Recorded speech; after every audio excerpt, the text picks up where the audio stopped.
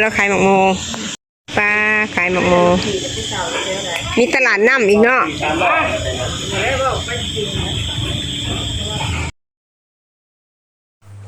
สบายดีเด้อพี่น้องสบายดีพี่น้องที่อยู่ภายในและต่างประเทศเด้อเนาะตอนนี้สบายสิพาทุกคนมารับชมบรรยากาศอยู่ที่ดอนเดดอีกหอบหนึ่งเนาะทุกคนเนาะก็คือพวกเรากำลังเตรียมตัวไปดอนคอนเนาะตอนนี้เมนขึ้นบ้านพักเป็นที่เรียบร้อยแล้วก็พวกเราก็เอาเครื่องเอาของไว้แล้วก็สิพากันเดินทางไปเที่ยวชมอยู่ที่ดอนคอนเนาะทุกคนเนาะไปรับชมน้ำกันเลยเด้อสิเป็นจังไดเนาะมีอีหยังแหน่เที่ยวชมกันไปติดตามน้ำกันเลยนี่อันนี้ก็สิเป็นรถคันที่2เนาะทุกคนเนาะคันที่1เมนไปเมื่อกี้นี่เนาะอันนี้คันที่2เพราะว่าพวกเขาไปทีมไปใส่น้องสาว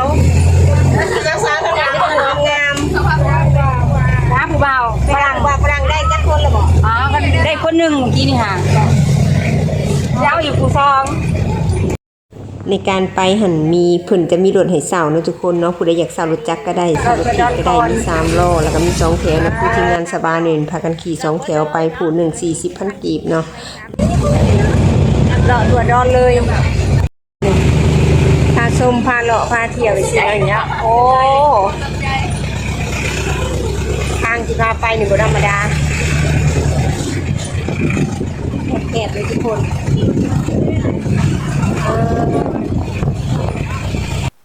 อันนี้ก็สิเป็นท่าเรือเก่าเนาะทุกคนเนาะท่าเรือฝรั่งเก่าสิเป็นสิมีเป็นใส่ยกเครื่องยกของขึ้นกำปั้นในเมื่อก่อนเนาะแล้วก็เพิ่นสิมาเฮ็ดท่ารถอยู่นี่เนาะเป็นท่ารถน้ำเที่ยวเด้ออันนี้เป็นประเภทรถ2แถวหรือว่าฮุนไดเนาะเพิ่นก็สิมาจัดรถน้ำเที่ยวอยู่นี่เป็นสถานี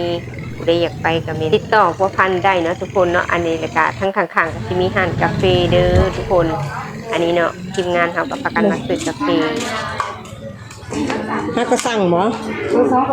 คือวันอยู่ตั้งนานจอกเท่าไหร่เฮ้ย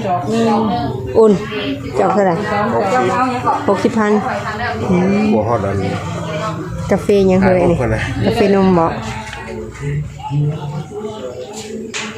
1 2 4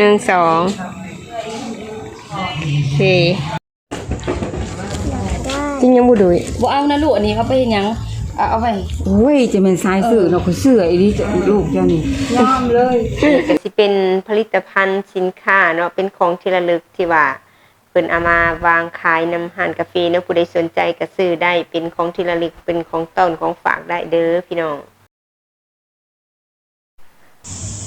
เนาะทุกคนตอนนี้เขาก็สิเห็นมีทั้งแขกต่างประเทศมาเที่ยวอยู่นี่เนาะและตอนนี้กับทีมงานกับสบากับกำลังพากันขามขัวเนาะทุกคนเนาะขามขัวจากดอนเดดมาดอนคอน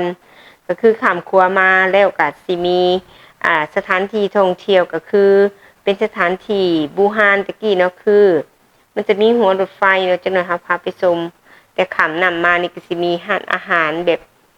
ธรรมชาติเนาะทิวทัศน์ธรรมชาติเข้มน้ำงามดีทุกคนสามารถมากินลมชมวิวได้เนาะยามค่ำๆยามแรงๆวิวงามเลยทุกคนเด้อมาถ่ายรูปถ่ายห้อยได้เนาะนี่ขามขัวมาเปิดแล้วทุกคนเจ้าเนาะอันนี้ก็สิเป็นหัวรถไฟเก่าเด้อทุกคนเด้อเป็นห่างของหัวรถไฟเนาะที่สมัยตะกี้พุ่นเนาะสมัยฝรั่งเพิ่นก็ยังได้อนุรักษ์รักษาไว้ให้ลูกให้หลานให้นักท่องเที่ยวที่เขามาเที่ยวมาชมได้รับชมแล้วก็ถ่ายวิดีโอเพื่อเป็นที่ระลึกเนาะทุกคนเนาะก็สิมี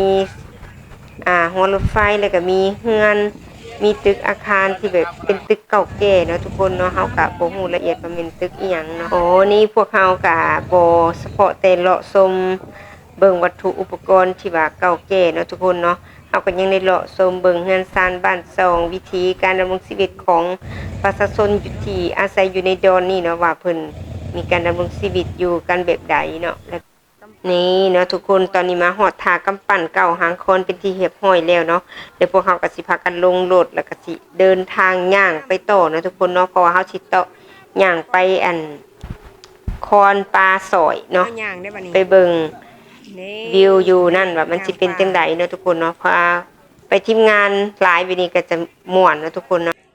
พาได้ย่างสมใจเด้อไผเว้าจากย่างป้าน่ะได้ย่างเลยเด้อ เขาบอกว่า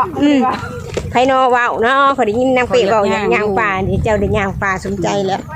มาเด็ดก็มาบ่แม่นมาแต่ในเมืองไหนเฮาก็มาแต่บ้านนอกก็มาเลาะเที่ยวนั้นบ้านนอกคือเก่า ไอ้ทำงานช่ำลุงโฉม ทางหน้าเด้อคอยไปหน่อยเด้อ อุ้ยเห็นว่างามกับอย่าถ่ายคอยหลาย ถ่ายแต่สาวงามเธอนี่แหละ3สาวนี่แหละเป็นอันดารากล้องเขาเด้อ ตายคอยแน่ อยากได้เป็นดาราผู้ที่สี่อีกเลยแม่โปดาราจ้ะ ถ่ายนี่ไม่ถ่าย ถ่ายเลยดิ ถ่าย มา1 2 ถ่ายแล้วก็ส่งให้ คอย เด้ นะ อบ่ คอย ข้างหลัง ฮัลโหลอันนี้มาแต่ไสก็แม่ยุบแล้วเกาหลี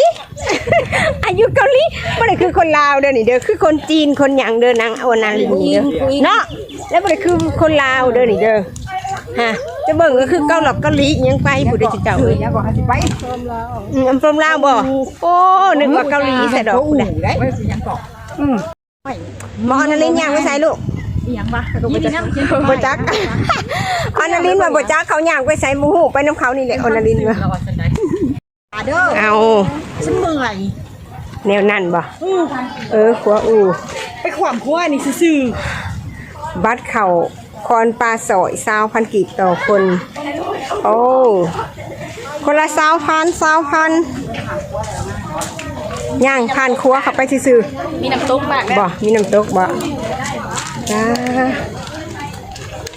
นี่ถือดูเจ้ามาหิวนะ อุ้ยมีเงินน้อยบ่ ๆเลยนี่ คนละเท้า ทอดก็สิปีหนึ่งได้จะปีละ20,000ไปใช้ปีนะอยู่น้ำเจ้าหรอวะเขาเอาตอนไหนระวังเด้อ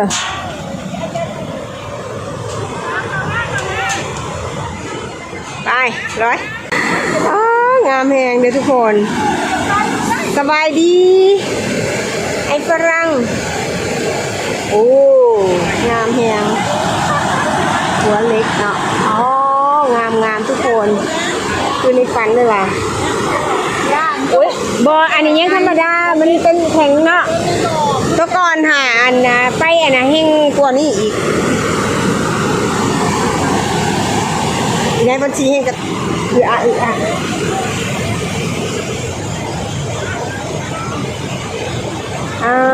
เสียงนำ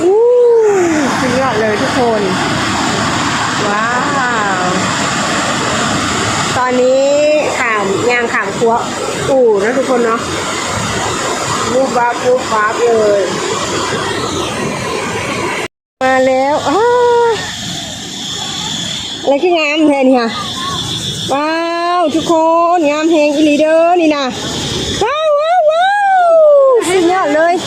ไปได้บ่ตาตัวหวยให้มันกำงามทุกคนคุณน่ะ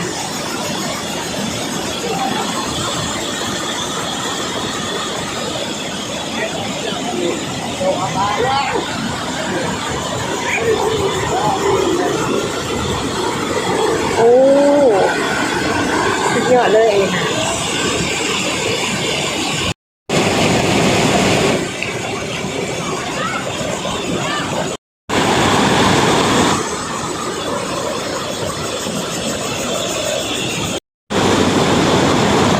งามแหงทุกคนว้าวเย็นอีกได้นี่นะ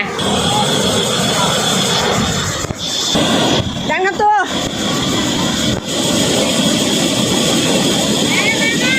ป้ากลับมาบ่กล้าออกไปนอกแล้วทุกคนเนาะได้แต่ทำนี้อุ้ยยากเพราะว่ามันเป็นหินหมื่นเนาะนี่เนาะเป็นหินหมื่นยันสลาดเลย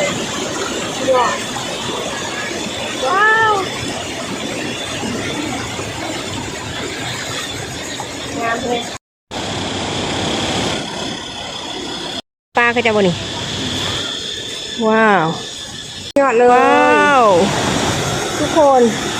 ดูนะโอ้นะงามคักอีหลีพี่น้องงามธรรมชาติสวยมากลงไปลงไปเบื้องนั้นแล้วลงไปวิ่งก็ได้ ไปหนึ่งไหมพลาเดี๋ยวลูกระวังเด้อ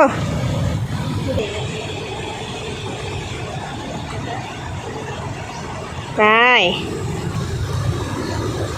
ป้าต้นนั้นคืองามแท้นะคะว้า